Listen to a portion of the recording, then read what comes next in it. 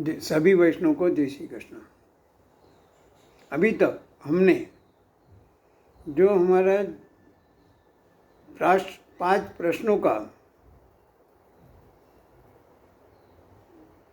जैसे कि मैं कौन हूँ, मैं कहाँ से आया हूँ, मैं कहाँ जाने वाला हूँ, मैं किस लिए आया हूँ, और मेरे और सृष्टिकर्ता का क्या संबंध है। ये 5 प्रश्नों में से अभी तक हमने 4 प्रश्न देख लिए और उनका स्पष्टीकरण भी बहुत अच्छा हो गया है। आज जो हम देखने जा रहे हैं अंतिम और आखिरी सवाल कि मेरे और सृष्टिकर्ता के साथ क्या संबंध है। गीता अध्याय 11 श्लोक नंबर 44। तस्मात् प्रणम्य प्रणिधाय कायम प्रसादये त्वामहमीश मिड्यम पीतेव पुत्रस्य सखेव सख्यु प्रिय प्रिय यार्हसि देव सोड़म।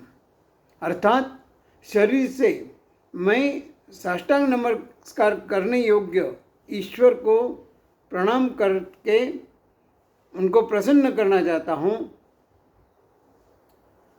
जैसे कि पिता पुत्र के, मित्र मित्र के और पति पत्नी के अपमान को सह लेता है, वैसे ही भगवान आप मेरे किए गए जो अपमान है वो आप समर्थ है, इसलिए उसको स्वीकार कर लो।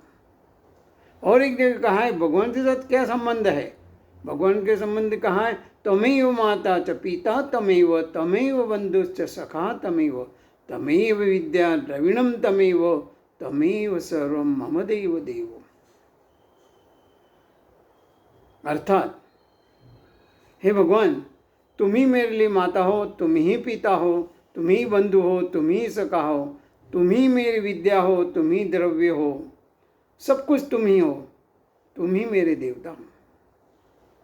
भगवान के साथ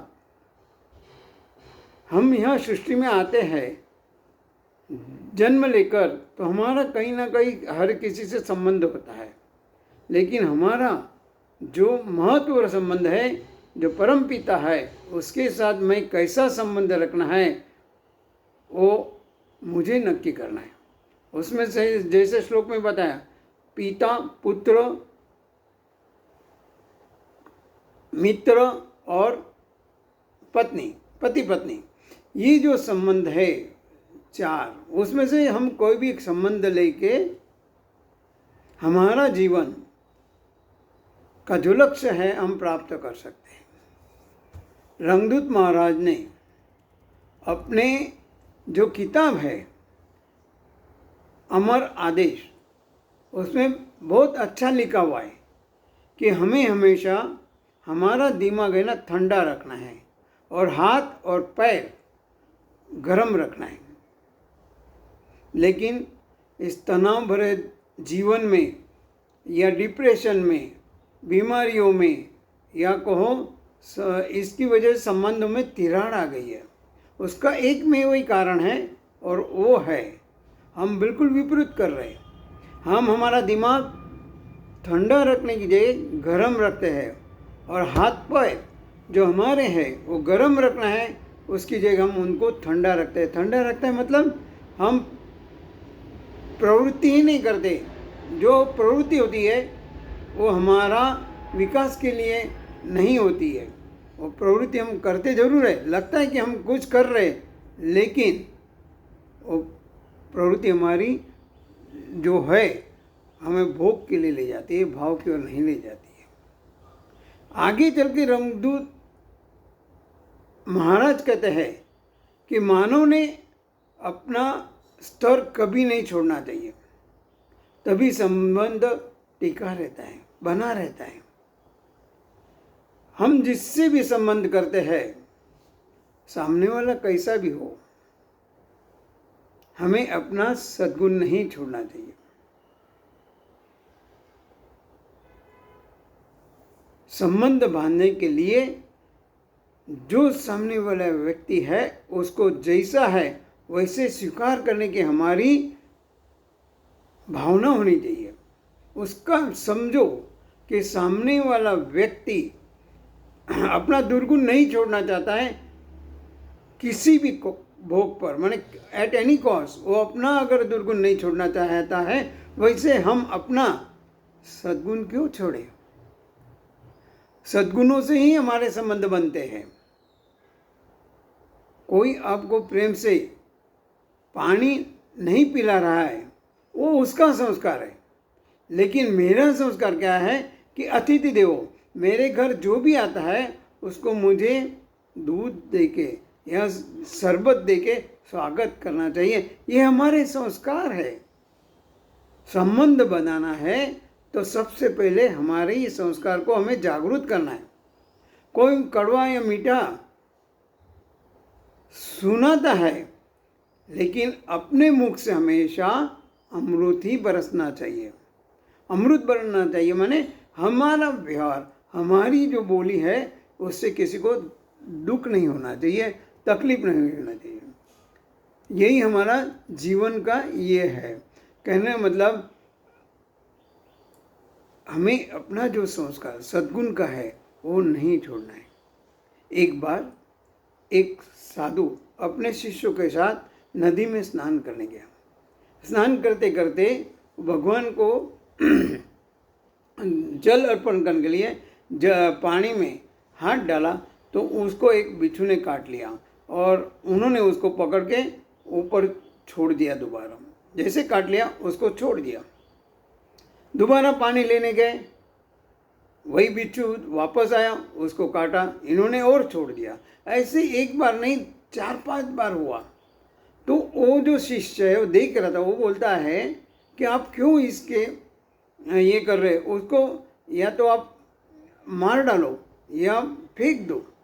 तो साधु ने जो था वो बोलता है जो वो अपना दुर्गुण काटने का नहीं छोड़ सकता है तो उसको बचाने का मैं अपना सद्गुण क्यों छोड़ूं।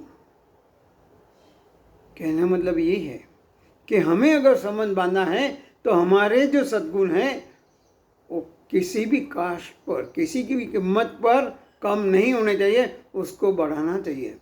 तभी हमारे संबंध आगे बढ़ सकते हैं, टिक सकते हैं। जीवन में हमारा जो मकसद है उसको पाने के लिए हमें एक्सेप्ट करना है, एडजस्ट करना है, और अगर कुछ चीज़ है तो उसको हमें नज़रअंदाज भी करना है। इसलिए कहा है कि संबंध टिकाने के लिए हमेशा हंसते रहो। सामने वाला क्या करते हैं वो नहीं सोचना है, हमेशा हंसते रहो। Smiling face is always increase the others energy. हमारा अगर कुछ है, वैष्णव वही है कि जिसके संग से उसको सत्संग करने का मन हो।